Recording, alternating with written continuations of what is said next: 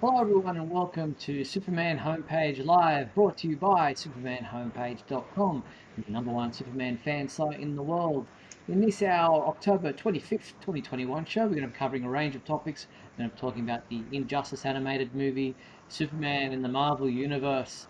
We're going to be talking about the latest episode of Supergirl, what's happening with Blu-rays and DVDs, the latest comic books, and so much more. We're also going to turn to you to ask you for your questions and comments on any particular Superman topic you would like to discuss. And to let you know how all that works and how you can get involved in tonight's show, let me introduce you to my co-host, Mr. Michael Bailey. Hey, Mike.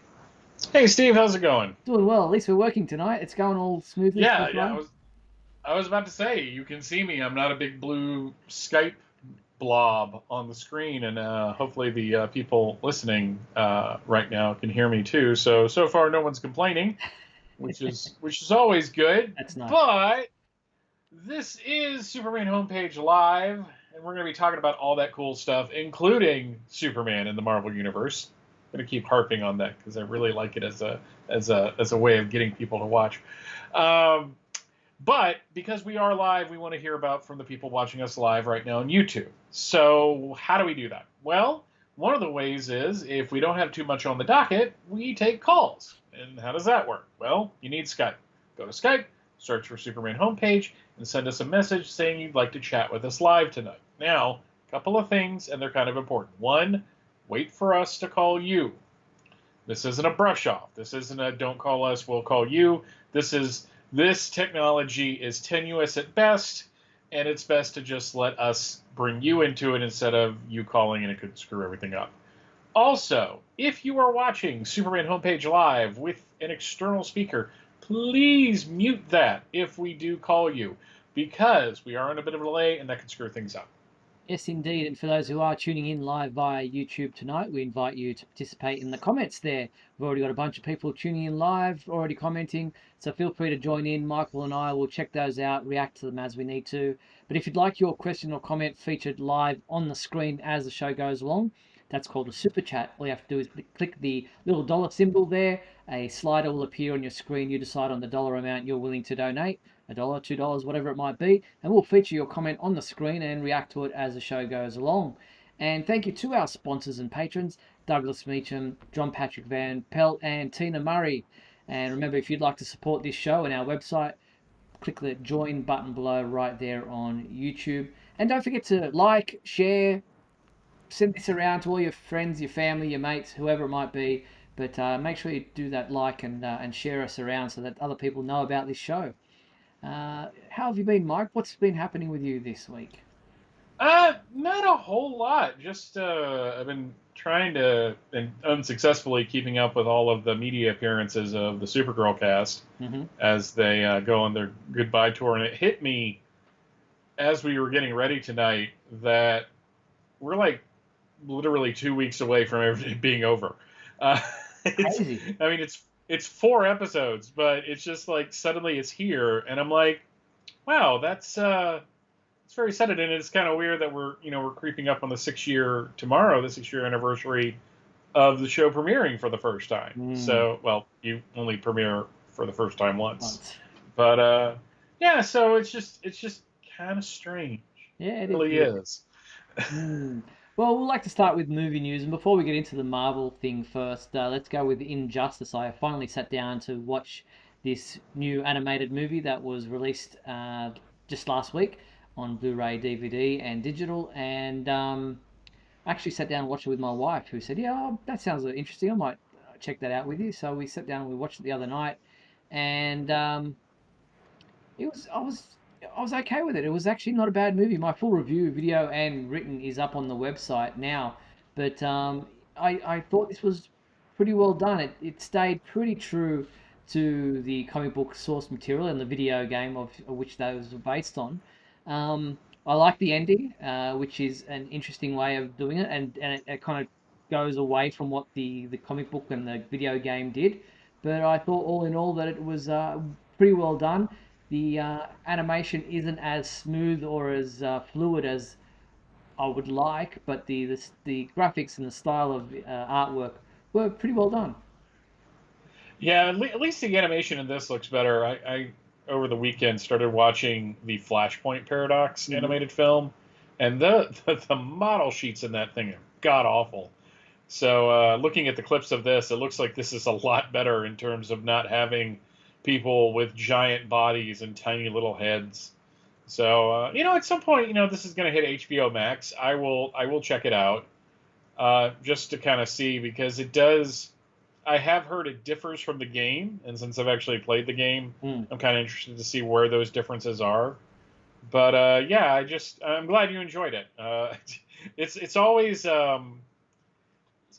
a bit of a tightrope walk when the wife says she wants to watch it with you if she's not really into the stuff as Mm. much as you are, because it's just like, oh man, am I going to pay for this later? Is this like going to be like a complete waste of her time? We'll God, have I to, hope it's good. we'll have to watch a chick flick as payment for Yeah. in return. Um, Look, she did have questions afterwards, which was good because I had to explain the multiverse a little bit to her about the variations and the different Earths and that this injustice was not the main Earth, if you like, but that was pretty easy to understand. So yeah, it's not bad at all, and I like the way the movie ended. So there is that. But yeah, check it out. It's on Blu-ray, DVD. You can order it through our website. It's also available digitally, and you said it's coming to HBO Max too. So there is that to look forward to. Hmm. Absolutely. All right, we've already got people asking us about the Marvel thing that we mentioned at the beginning of the show. Now, I'm just going to play a quick clip to explain what we're talking about. The movie is titled Eternals. It is available in theaters on November 5th as part of the Marvel universe. The Let's just play a little bit of a clip so you can understand where we're going. Icarus is the loyal soldier. Dad, that's Superman with the cape and you're shooting laser beams out of your eyes. I don't wear a cape.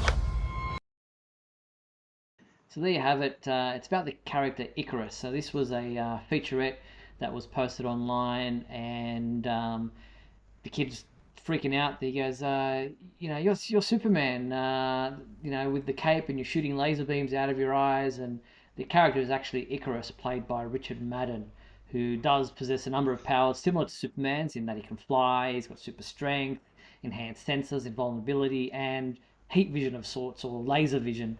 Um, Now, it doesn't mean that Superman is alive and well in the Marvel Universe. I think what this means is that he is a comic book character and a fictional character known to the characters in this universe, and therefore he it's just like somebody, you and me, saying to somebody, "Oh, you're like Batman," and doesn't mean that Batman is real. It just means that we know about the character from literature. Yeah, it was really interesting watching the more, I don't want to call them clickbait because everyone's clickbaiting. We we're all trying to get eyes on us. So it's but I think the people that are a little more disingenuous about it, unless this person really felt that way, called it offensive Hmm. that Kevin Feige allowed this to happen. And it was this whole thing I was watching where this woman was just like going off on how like it was the word, it's just like they should never have been allowed to do this. Like they did something illegal. Hmm. Um, it's cute. Somebody, Justin in the chat mentions that in the 2002 Sam Raimi Spider-Man film, Aunt May says you're not Superman. I mean, it's just I like the idea that maybe in these universes, the other side is like a comic book or a TV show or something. Yeah. And I think the Flash show has done that. And given how much, trying to say this delicately, given how much the CW DC hero stuff has kind of co-opted certain things from the Marvel Cinematic Universe, Supergirl in her armor comes to mind. Um, I think it's only fair, and it was fun, and I just love that everybody is like all like chattering about this. Well, it's a great way to get people talking about a movie. Yeah, You create a bit of controversy or a bit of a talking point, and then I mean, when have we ever spoken about Marvel movies in this show? So here, yeah, they've done their job. Yeah, we maybe we'd get more hits. Um, or maybe we should just talk about how they're terrible and how DC movies are so much better, and will attract that audience. Hmm. Yeah, that'll be interesting. Maybe I'm doing this wrong. Or I we don't can know. do the I don't restore the Snyderverse thing and get that audience know. as well. So there's millions of ways I you can could not. go. I could not keep a straight face with that. I really couldn't. I'm going to tell you right now. So yeah, it's obviously cool that they mentioned Superman, but people going, oh, does this mean Superman is in the Marvel universe? No, it doesn't. It just means that he's a character, a fictional character known to the Marvel universe. So let's lay that to bed right now. Yeah, I mean, there was a really cool Superman Fantastic Four crossover Mm, in the late '90s. It was one of those treasury-sized books, yeah. and in that it was established that Superman the animated series airs in the Marvel universe because Ben Grimm and Sue and Reed Richards' son loved to watch it. So it was just this kind of stuff is just cute. Well, why not? Indeed. So there you have it. Yeah, that's that story right there. All right, let's move on to the television side of things. And before we get into the Supergirl stuff, the first season, the complete first season of Superman and Lois is now available, all 15 episodes on Blu-ray and DVD. It was released October 19th. You can check it out. You can purchase yours through our website. But really cool that all 15 episodes are now available for you to take home in physical format. Yeah, I haven't been able to pick mine up yet. They dropped this and like the Smallville box set and the Superman the Animated Series box set all at once. It's like, guys, it's not 2006. I'm not made of money like I was then. Yeah, so it is available now to own all 15 episodes, as I said, available for home video release. Though I do want to say this: if Warner Home Media wants to send them to me, I will review them on the show and talk about them. Yeah, I'm not above taking stuff. no, exactly, and I've put in multiple requests, so still waiting for mine to show up, but something about them sending it from the US to Australia that I don't like doing, so maybe I'll just get them to send them directly to you. Well, that's because it's the shipping, and it's even worse for you guys sending stuff to us. It's like stupid expensive. Yeah. And with all the lockdowns and things with COVID, the delays on these deliveries is getting extended ridiculously long. Hmm. People are just waiting forever to receive deliveries these days because everyone's just doing the home shopping stuff. So, all right, it is what it is. But yeah, you can pick up your copy of Superman and Lois Season 1, the complete first season on Blu-ray and DVD now. Alright, the latest episode of Supergirl aired last week there in the US. You did your review for this particular episode, which was titled Nightmare in National City. You gave it a 4 out of 5, which seems to be a bit of a running theme as far as the ratings for you of late. You said Nick City continues to be a fun big bad, and I have to admit that getting Lex into the mix makes me happy.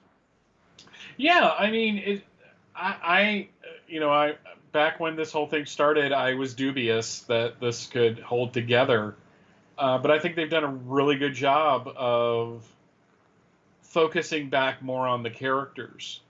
Because as much as I love seeing Lex at the end, and come on, it was Lex. That was Lex's armor. If you didn't know that was Lex, you probably haven't watched a whole lot of the show. But really, the part of this episode that I responded to most was Nia and Maeve Mm. having their thing. I mean, I thought at the end it was just going to be this nice little reunion, and then they were going to hug, and everything was going to be fine, and it's not completely fine. And I really thought that was a good way to handle their relationship. Yeah, I mean, you got to admit, like, you got to think of it this from Maeve's point of view. She's been studying for this her whole life.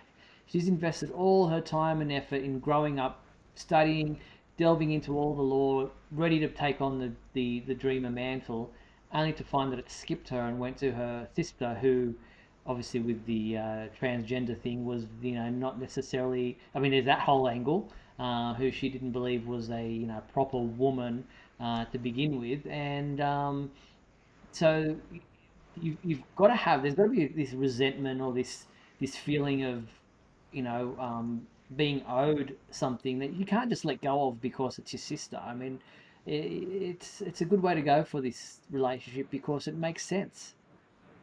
Yeah, I like that they tried to present something of a nuanced Mm. look at it. It wasn't that Maeve was like the complete bad guy. She like you said, she had kind of a, there was definitely like a motivation behind it, but it was more than her trying to steal the powers and Yeah, steal the totem. It's just that whole. I remember when that episode happened, and she said, "You're not even a real woman." I was just like, "Don't say it, don't say it." Well, you can't take that back.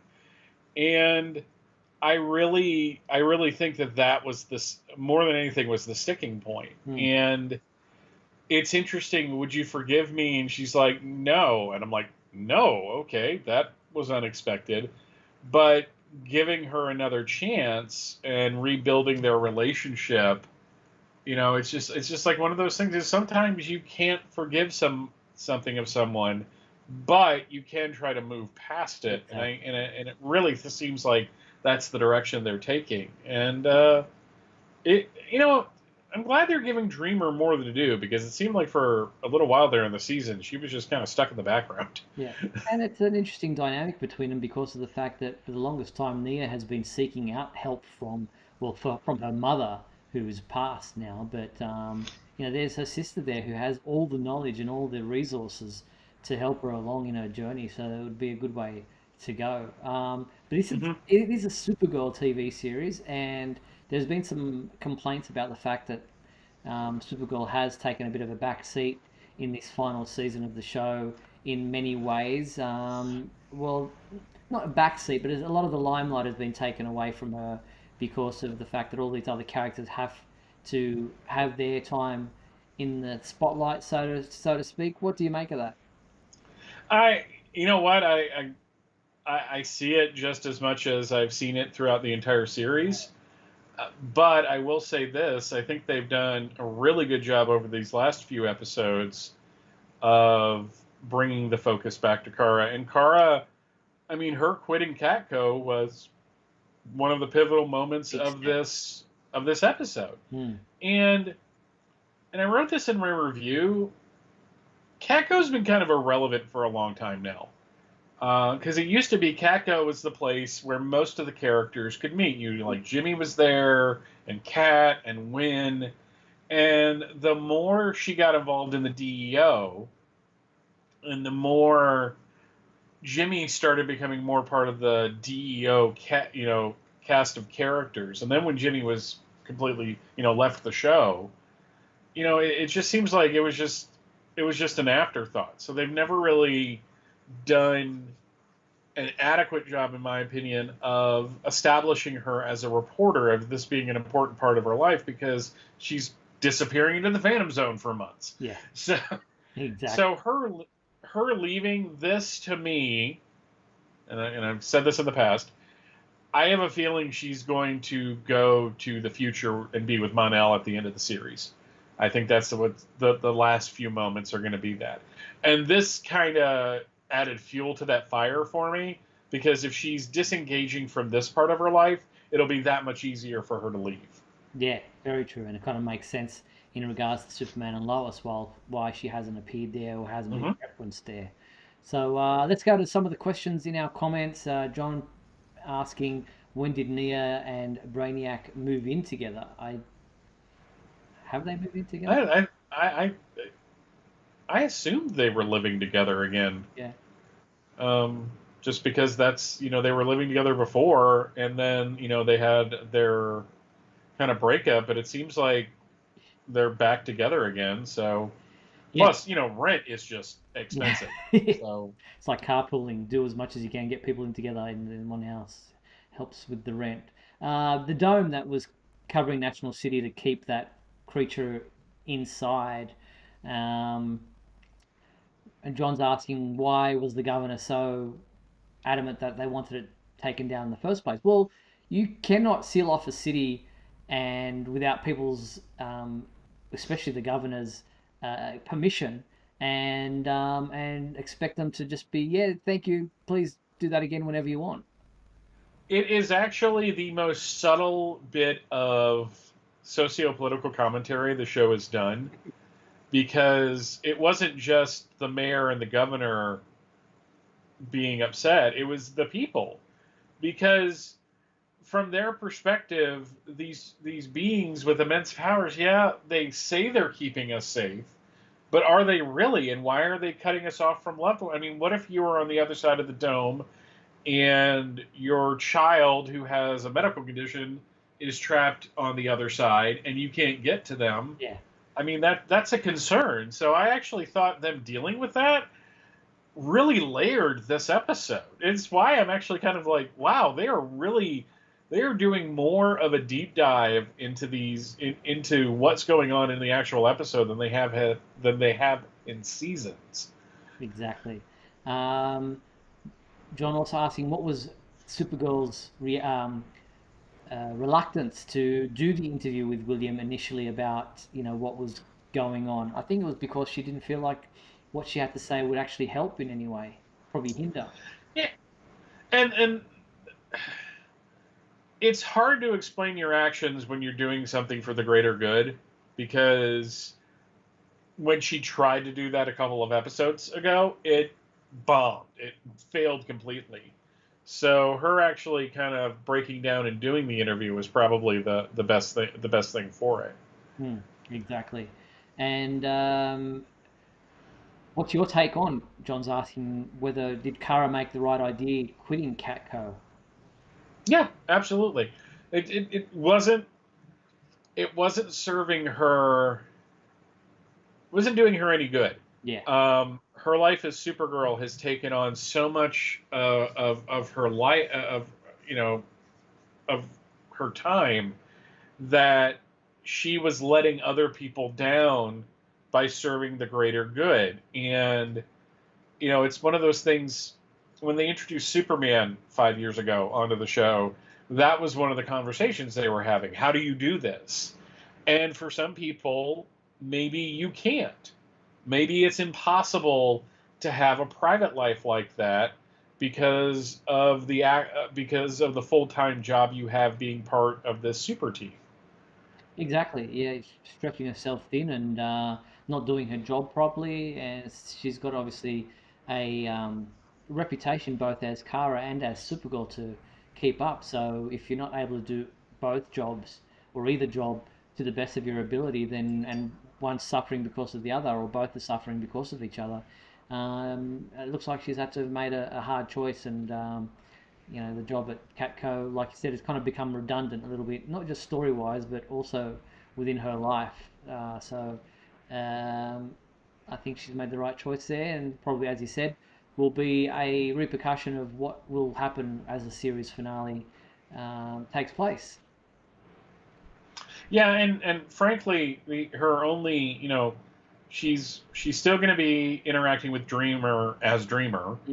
And William is now covering the Super Friends, so that pulls him more to the Watchtower of Justice. So it's superfluous. And really, what has Andrea done this season? But basically she's like basically J. Jonah Jameson. She's wanting more pictures of Spider-Man. She's just being snarky for the sake of being snarky. Mm-hmm. So the next episode that airs tomorrow night there and here is titled I Believe in a Thing Called Love, and obviously will focus heavily on Lex Luthor's involvement, because he was the benefactor there for Nixley for this last week's episode. And here is the promo for this next new episode. My heart would feel so sad if I had your love. Nixley is the love of my life. I'm sorry, what? Nixley is the love of my life. I'm sorry, what? So funny. So that's... I'm glad Otis is back too, because I dig the version of Otis that they created for the show. Yep, so this episode, I believe in a Thing Called Love, airs there tomorrow night, and looking forward to this one. It's always good to see John Cryer back as Lex Luthor, and it looks like he's back for the remaining episodes as we move forward, and we look forward to reading your review, Michael, when you get around to typing that up. But we do have details now on the double episode series finale of Supergirl, which will air on Tuesday, November 9th, and from 8 p.m. the first episode, and then 9 p.m. the finale. The first episode is titled The Gauntlet, and in this episode, the Supergirl and the Super Friends take drastic action. Why isn't that showing up, the graphic? Okay, no banner there. All right. In the penultimate build-up to the season finale, and the Supergirl and the Super Friends take drastic action after a loved one is kidnapped by Nixley, and Lex, an unlikely ally, steps in to help them. Then the series finale is titled Kara, and is scheduled to air on Tuesday, November 9th at 9 p.m. as I said. In the epic series finale, Supergirl is joined by familiar faces from the past to help her stop Lex and Nixley for good. Meanwhile, Alex and Kelly prepare to walk down the aisle, and this episode sees Mehcad Brooks, Jeremy Jordan, and Chris Wood return. So, a double episode finale on November 9th. Those would be the familiar faces returning. Mm. Not other familiar faces, as people are speculating on social media. Such as? Who are they speculating? There's that thing going around that Tyler's going to make some kind of appearance in it, but that's pretty much been debunked by official sources. And frankly, it would be extremely unfair if he did. Yeah. Considering they didn't mention Kara really all that much, if at all, on Superman and Lois, so it would be kind of a face slap to shoehorn. I mean, I'd like to see him, but I don't think it would work. No, I don't think it will happen. And if they did, it might be a good way of her saying, listen, I am going off to be in the 31st century with Mon-El or wherever, and leaving the world in Superman's capable hands or something along those lines. That would make sense. As they have been this entire time. Yes. This new timeline is so confusing. It is, especially with the Kent boys having aged considerably since Superman was last in Supergirl's episodes. But anyway, as you mentioned, the cast have been doing a number of farewell interviews, especially Melissa Benoist. She appeared on the Kelly Clarkson show last week. I didn't even know Kelly Clarkson had a show, but she had this to say in regards to whether she actually took anything from the set now that the show has finished.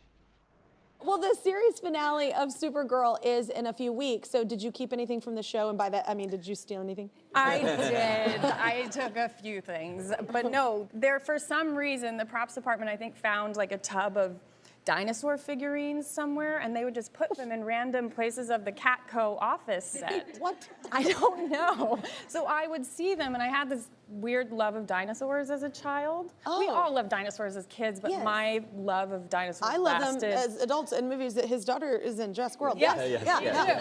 Me too. Actually, Jurassic Park was a huge reason I loved them. Yeah, but I because wanted it's to an be a amazing franchise. Yes. Yes. But I wanted to be a paleontologist. Oh, you were in it. Yeah, I was in it until my parents took us to Dinosaur Ridge in Colorado, which is a live dig, and I saw how boring it was. There you have it. She wanted to be a paleontologist until she saw how boring it was. She's sitting next to Ron Howard? Yeah, Ron Howard Okay. was also on the show. So, yeah, interesting dynamic. He's probably sitting there going, I've never even watched an episode of Supergirl, but anyway. You never know. You never You know. may have some grandkids that are into it. And I think he has experience with being on a long-running TV show that ends and all that. So, you know. Yeah, yep, exactly. Richie Cunningham. But anyway.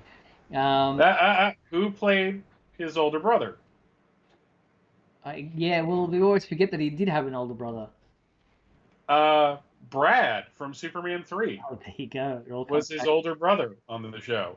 Yeah, it all comes back. I'm telling you. Excellent. There you go. We can tie in anything when we want to. Yes, I can.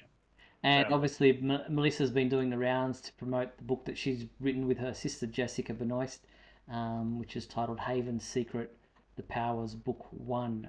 So you can get that through our website via Amazon. All right, the other thing, Kyla Lee did an interview with the CW talking about her time playing Alex Danvers on the Supergirl TV series. Here's a bit of that interview right now. Your steps were exceptionally stompy just now. You all right? Where do I start? There's so many different dynamics that have been incredibly important to me. Here's to the Danvers sisters. Obviously, the relationship between the Danvers sisters. When you first arrived at our house, I thought, finally, I have a sister. An alien sister. Even better. But I still wanted you to be just like me. I think that'll probably be one of the hardest things when we actually do wrap, is saying goodbye to the couch. I did not see that coming. Yeah. I know.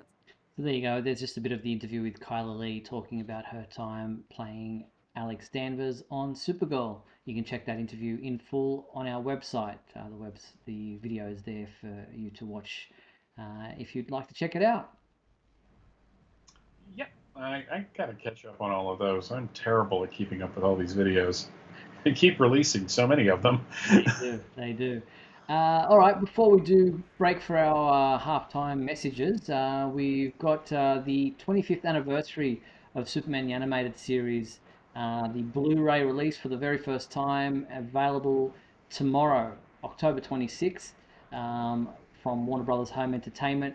They've been releasing a bunch of images from the fully remastered footage of this brilliant animated series, and here are some of the images right there, and they do look really crisp, and you just realize how thin the ink lines, if you like, were on this series, and the sharpness of these images as we go through them. But yeah, the complete box set of Superman the Animated Series available on Blu-ray for the very first time on October 26th. You can order yours through our website.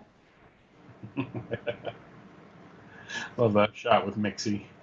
Exactly. Of them. All right, we're going to take a quick break. We're going to be back on the flip side to do our regular weekly segments, and being the last show of October, we're also going to do our monthly segments, and then This Week in History, and so much more. We'll be back right after these messages. Don't go anywhere. We'll be back in a moment with the exciting climax of today's episode. So stand by.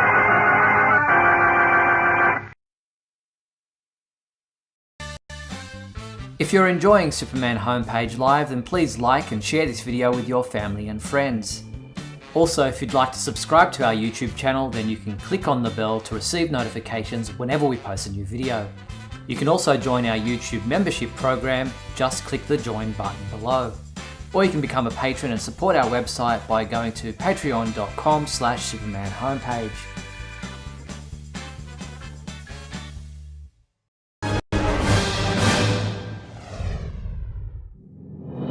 Look, up in the sky. It's a bird. It's a plane. No, it's SupermanHomepage.com, the #1 Superman fan site in the world. SupermanHomepage.com, covering the world of Superman from the 1930s to today. News, reviews, rumors, and reports. SupermanHomepage.com for all your Superman comics, TV shows, movies, cartoons, radio shows, and more. Everything you ever wanted to know about the Man of Steel and more. SupermanHomepage.com.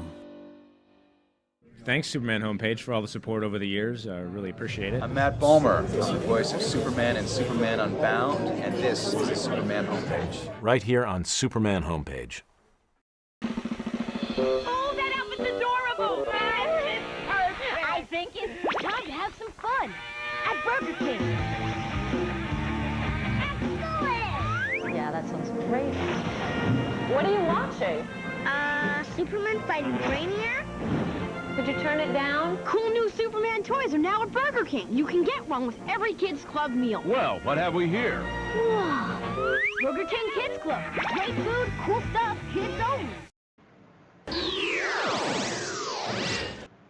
And we're back on Superman homepage live, where if you want to get involved, you can find us on Skype, search for Superman homepage.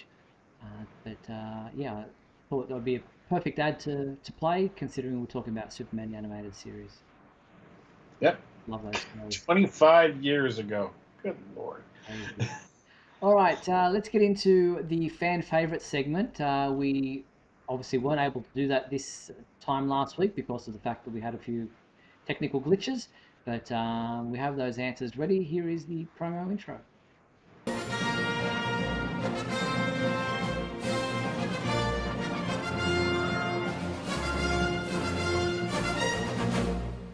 All right, Michael, what was our fan favorite question from last time around? What's your favorite line or quote from Superman the movie? And Stephen Marshall wrote in saying, when you asked for our favorite quotes from Superman the movie, I knew it was going to be tough, but I settled on this wonderful line from Lex. Lex Luthor, you were great in your day, Superman, but it just stands to reason when it came time to cash in your chips, this old, diseased maniac would be your banker. Let's have a look at that right now. You were great in your day, Superman. But it just stands to reason. When it came time to cash in your chips, this old, diseased maniac would be your banker. There you have it. You weren't far off, Michael. You had all the nuances in there with your inflection. They're very good. I think I've seen the film a couple of times. I'm not sure. This is from Jack Rocha. He wrote in saying, my favorite quote is from Jor-El before he sends Clark off. Let's check out that, because I'm not going to even try it.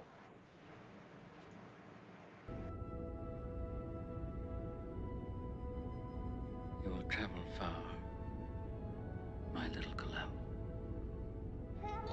But we will never leave you, even in the face of our death. The richness of our lives shall be yours. All that I have, all that I've learned, everything I feel, all this and more, I bequeath you, my son. Yeah, but there's a bit more to that as well, but I think that's the first time growing up that I'd ever heard the word bequeath. It is very dramatic, isn't it? Indeed. Arnie H. wrote in and said, hey guys, great question this week. So back in the mid-90s, my son Sam was a toddler. One of his favorite shows was Thomas the Tank Engine, which included a train by the name of Gordon. Sam and I were also big fans of Superman the movie. This led to Sam making a statement that we will quote to this day. Whenever someone thanks us for something, we reply with, don't thank me, Gordon. We're all part of the same team. P.S. I don't get to chime in much, but I've been a loyal listener since the first day of Radio KAL. Thanks so much for all you do. Great work. Wow. Yes, thank you. It's a long time, Arnie. Thanks, Arnie. Yeah, here is Superman talking to the Warden. I can see maybe the kid's name's Gordon, but yeah, here is Superman from that particular time of the movie. This country is safe against Superman, thanks to you. No, sir. Don't thank me, Warden. We're all part of the same team. There you have it. Great scene there from Superman, the movie. Yep. All right, Ryan Ignatius Pratt wrote in, and he says, my favorite quote from Superman, the movie, would be Lex Luthor's 4 increasingly frustrated utterances of Otisburg. Let's check out that. Otisburg? Where's Tessmacher? She's got her own place. Otisburg? There you have it. Gene Hackman with his Otisburg. Miss Tessmacher's got her own place. Kenny Crowley Jr. wrote, my favorite lines from Superman the movie are 2 of them. You've got me, who's got you? And 2, good evening, Officer Mooney. Now, they say confession is good for the soul. I'd listen to this man. Take him away. Take care, guys, and keep up the super amazing work. Thank you. Kenny, here is the first of those. What the hell is that? Easy, miss. I've got you. You've got me. Who's got you? There you have it, classic one from the movie. Thank you so much to those people. We've got next up. We've got. Do we still have more? Yes. Am I missing it? No, I think that's it. That's all we've got. That's all of them. So thank you to those people for sending in your favorite quotes from Superman the movie. We appreciate you hanging on for that extra week to hear those. What is our new question for this week, Michael, for our fan favorite question segment? What was your favorite part of DC Fandom 2021? Yeah, get involved in the fan favorite segment of our show. The email address is scrolling across the bottom of your screen right now, info@supermanhomepage.com, and let us know what your favorite segment of DC Fandom was this year, and looking forward to seeing your responses. And I got to sit through a bit of that, but I have some ideas on what my favorite part might be when we come to this next week.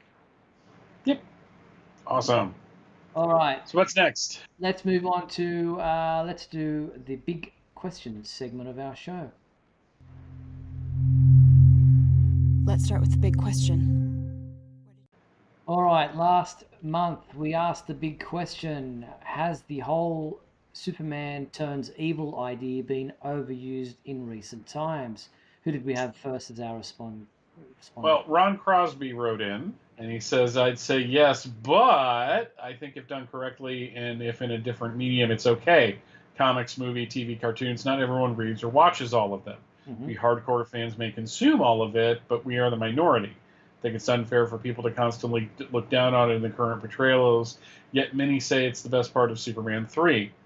My son, a teenager, only watches the movies and said he really wants to see how JL2, Justice League 2, would have played out with a Darkseid-controlled Superman in the DCEU. Yeah, interesting point of view. He's right. You know, obviously us fans, we check out everything and anything Superman related, but the average person out there may have only seen one or two of those things and not to feel like it is an overindulgence in that theme. Yeah, and that's a fair point, but it's one of those things where that's all it. This is nothing against Ron, obviously, because he makes, like you said, he makes a really good point. But to me, that's just like, okay, that's true. That doesn't change the fact that for me, especially, I won't speak for Steve, but for me, it doesn't matter that the average person hasn't encountered it all that much. When you're inundated with stuff, you have two choices. You either stop consuming it completely, or you just have to accept it and move on. And neither one of those are really preferable. Yeah. And from DC's point of view, or Warner Brothers' point of view, they're the ones who are bringing it out. So they know that they're putting it across all different mediums. So yeah, it's a valid point, but to a degree. Stephen Marshall wrote in saying, I don't think so. I think we're absolutely spoiled for content, so we just get more content with that in. If we get less content, we'd probably hardly see it. I'm actually fine. Superman turning evil is an interesting concept. I'm intrigued at the ways they keep coming up with to make it happen. Fair enough. Thanks, Stephen. Appreciate your response. Kenny Crowley Jr. wrote, I do think the evil Superman trope has been overdone way too many times in the comics and various forms of media over the years. That being said, the way Superman and Lois dealt with it was interesting. Superman fighting of Zod trying to take control of him and not turn evil was compelling and a good way of handling it. Yeah, exactly. That's really well said. That's well done, Kenny. Thank you for that. And last we have John Patrick Van Pelt, who said, I think going back to Superman 3 in 1983, starring Christopher Reeve, I think they've been overusing Superman turns evil, especially during the fight in Superman 3, where one Superman is supposed to be good and the other one is evil.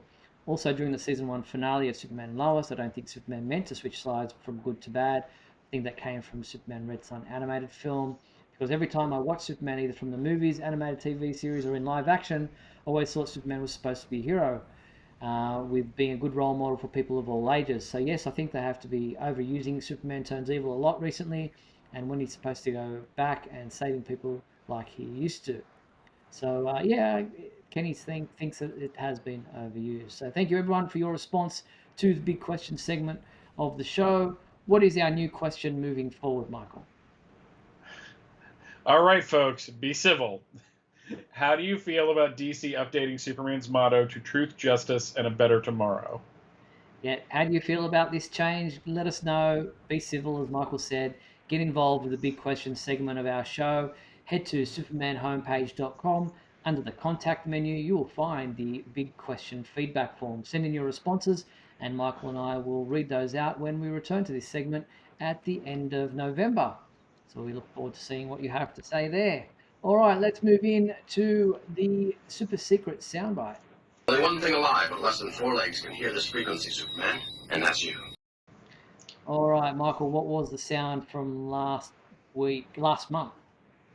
It was from 1948's Superman serial starring Kirk Alyn, Chapter 15, The Payoff, to be exact. All right, let's rehear that right now. Superman, you didn't succumb to the kryptonite. I expected you to have it handy. Yeah, there it was, the Spider Lady getting in on the action there, talking to Superman.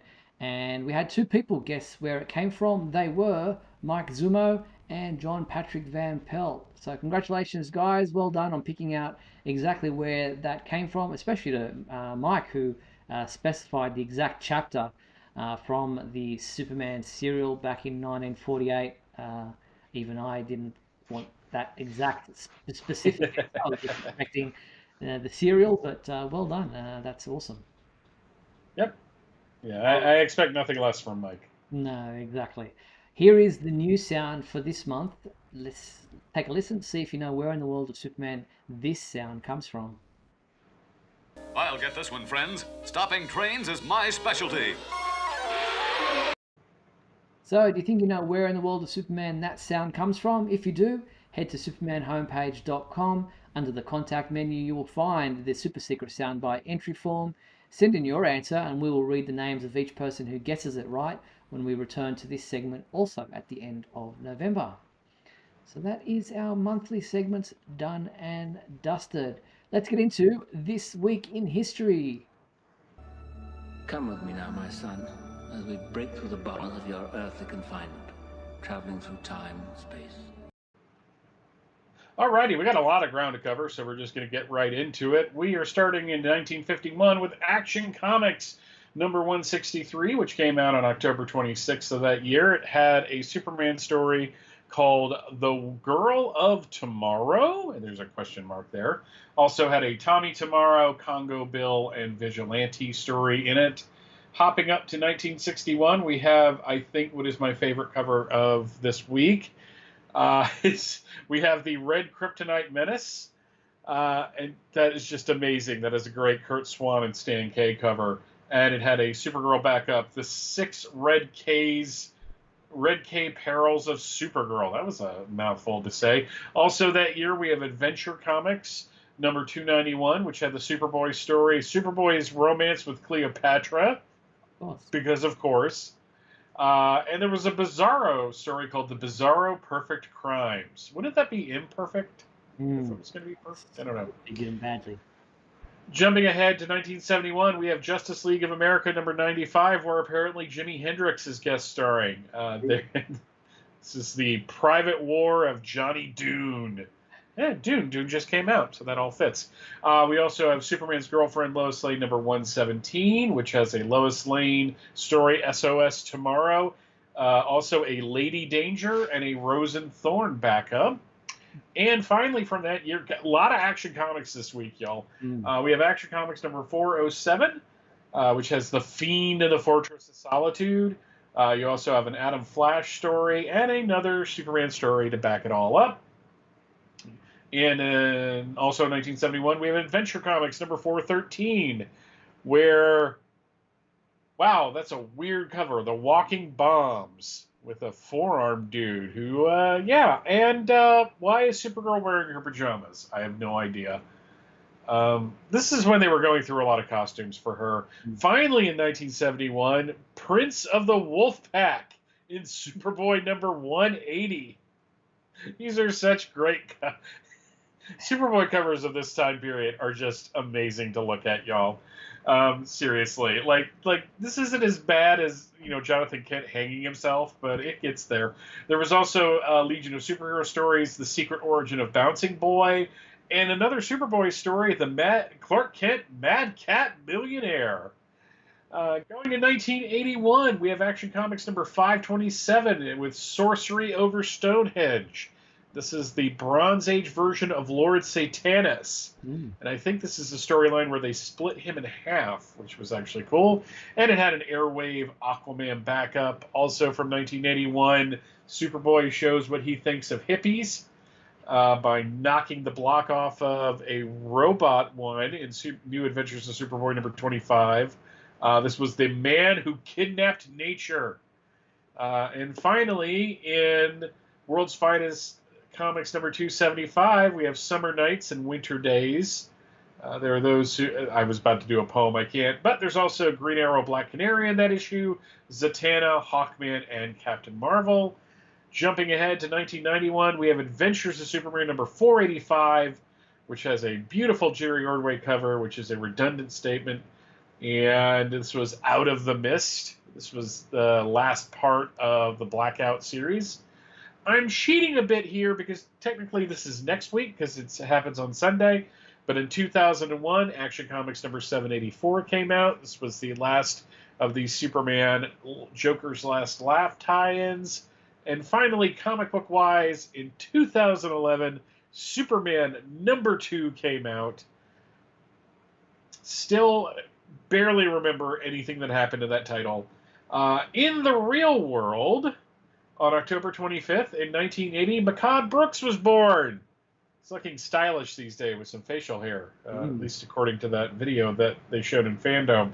On October 26th, as we mentioned earlier in the episode, Supergirl premiered on CBS in 2015. And on October 27th, in 1957, Jeff East was born. Our good friend.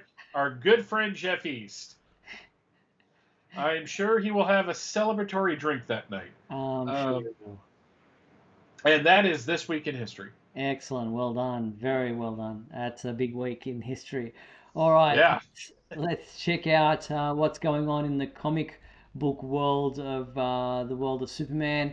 This, obviously, we spoke about the controversy surrounding Superman, Son of Kal-El number 5, which DC announced this week. The orders for this comic book have outsold the first issue of Superman, Son of Kal-El, which is a rarity. Usually first issues are big in numbers and then they drop considerably second, third, fourth issues as they go along. But with the controversy surrounding John Kent coming out as bisexual in issue number 5, stores are obviously going gangbusters and ordering it, anticipating it'll be a big seller. And maybe they've got lots of pre-orders from their constituents. But this comes out on November 23rd, I believe it is, next month. But they're reprinting issues 1 to 4 leading up to this as well, second printings for those. Yeah, it kind of blows a whole theory in that get woke, go broke thing. Because that is not what happened here. No, and pre-orders or orders from the stores don't necessarily equate necessarily to sales, but they don't necessarily order unless they believe that they're going to have some interest in this particular issue. Well, this was a national story. I mean, international. I should say. So there's going to be a lot of eyes on it, and people are going to be calling comic shops. And the smart comic shops will be saying, yes, we ordered it. It will be in on this date. So yeah, exactly. So, yep, looking forward to seeing how the sales actually, what the numbers are when the comic book does get released. But looking at what's available this week for Superman fans reading comic books, this is what you have to look forward to. There's only really 2 or 1, depending if you did the digitals prior, but DC versus Vampires number 1, this 12-issue miniseries, will be released in a number of variant covers. We're obviously leading up to Halloween this coming weekend. You've got a number of variant covers right there. And then there's the print edition of Ruby Justice League number 7, which is also available in a variant cover. And there you have it. That's all available. That's all for Superman fans. And there really isn't a Superman story in DC versus Vampires number 1 that from what I understand. I haven't read it yet, but it's out tomorrow. Just wondering how the placeholder name got to be the name of the series. I mean, it's just DC versus Vampires is a bit simple. I don't know. I can't answer that one. It is what it is. But if you want to check out some preview pages from both of those comic books, they are available on our website. All right, and if you're in Japan, there is finally we've published the news item about this a few weeks back, but the Japanese publisher Kodansha has teamed up with DC to create a new Superman manga series, which is the cover right there on your screen right now. It's available now. Superman is flying around Japan looking at different food samples at restaurants, supposedly, in this series. As you do. That's a good use of his time. Superman versus Meshi, and Meshi is the Japanese word for meal. Yeah, I'm just hoping that there's nothing else going on in the world right now. Exactly. And just if you're interested, if you're a gamer or you sit at your computer for long periods of time, Center.com have a Superman chair of their own. There's been a few of these chairs doing the rounds at the moment. These are available from Australian manufacturer Center.com, and they've got a range of DC Comics gaming chairs, including 2 different Superman designs. There's one right there. Looks like it's the new 52 design. Yeah, I was about to say. Jim Lee. And then there's this Man of Steel one with the traditional SC. But the color scheme on those is a bit weird. But yeah, they're available for $349 Australian, or for this one, the white one, $299. Yeah, those things are giant. I build chairs at work, so I looked at those gaming chairs and I knew exactly how they were constructed. I looked at this one and I looked at that other Superman one that was popped up recently, and I'm like, yeah, I like it, but I don't $300 to $500 like it. Yeah. Especially if you've got to put it.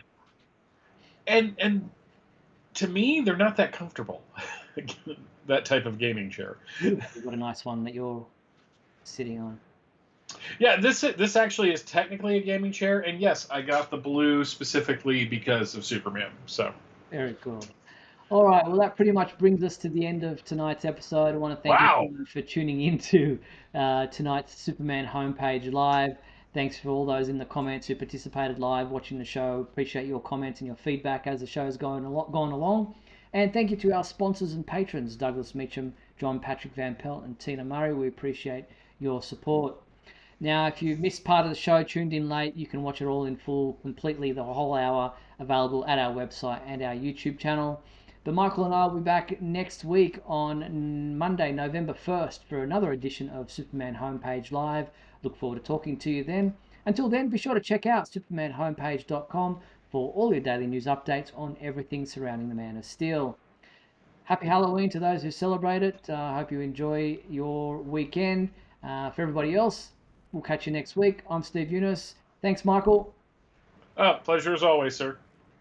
Thanks for watching Superman Homepage Live, brought to you by supermanhomepage.com.